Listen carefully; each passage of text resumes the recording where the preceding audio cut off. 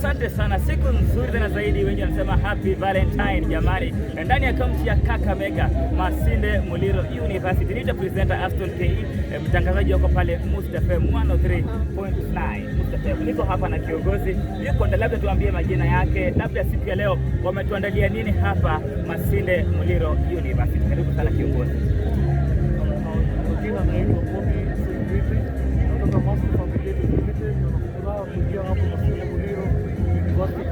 Kusherehekea mapenzi na ushahidi kwa vijana, watoto wadogo ili wapate Valentine love kwa siku ya leo.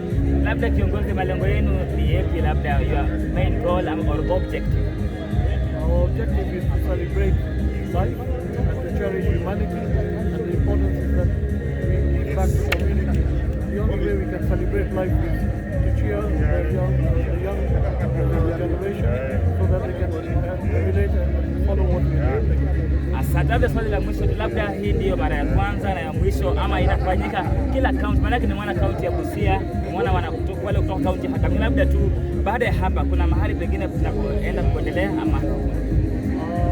Kuanzia tulianzia Kisii, tulienda Siaya, tumeenda Nyamira, tunafuraha tumefika Kakamega, na bado tuko na mpango zingine, bado tunaendelea kujipanga na sijui wapo bado next county kwa wapi, lakini lazima kila mwaka tunaishi sherehe. Asante sana. Kumbuka ni Inner Coach basi. Ukiona Inner Coach basi nzuri, best quality, iko nzuri tena zaidi.